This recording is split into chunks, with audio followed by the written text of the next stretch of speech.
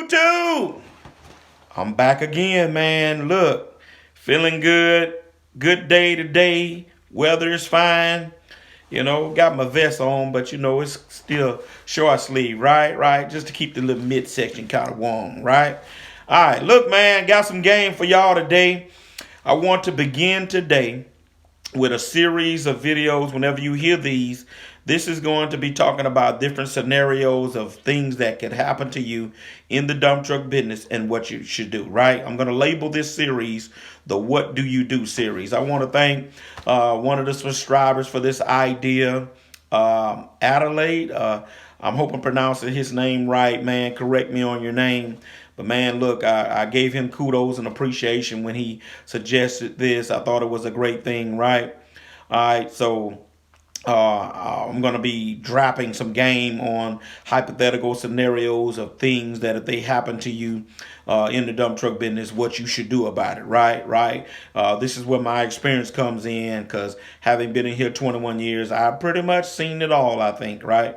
All right, so look, what do you do today if you have a flat or a blowout, right? Just something simple, right? But it can turn into a nightmare if you don't know what to do, okay? What do you do, all right, if you have a flat or a blowout, right? All right, so look, it's inevitable that if you're in the dump truck business, you're going to have flats. You're going off-road. We run over all kind of stuff, man. Railroad spikes, rebar, iron.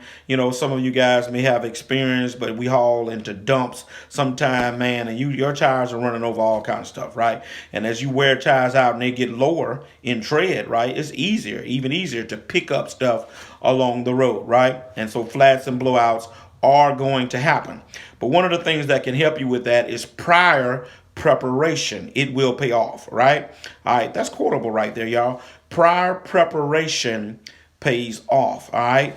And so you need to have some folks that you can get in contact with to help you out of these jams. We'll talk about that in a little bit, right? All right, so what's the first thing you should do if you have a flat or a blowout with a load, right? You got a flat or a blowout and you got a load on you, right? All right, so here's some game for you. If it's a flat, all right, you can determine if you can ease to the dumping site at a reduced rate of speed, right?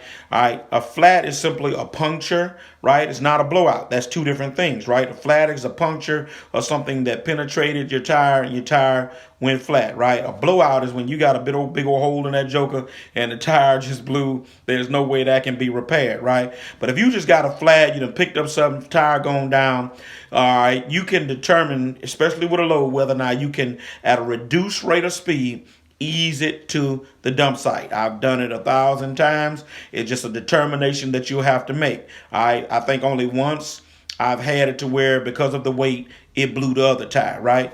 All right, but it can be done. You will have to determine that. All right.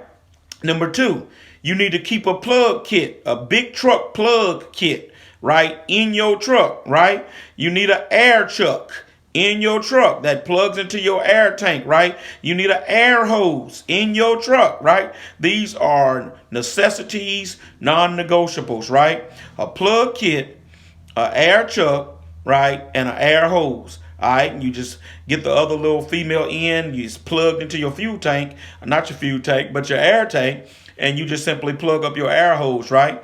All right, and there's some instances where you can actually plug that tire from the outside. Of course, it's going to puncture from the outside, and you'll be able to repair that tire yourself. Been there and done that. All right, I keep plugged kits in my trucks.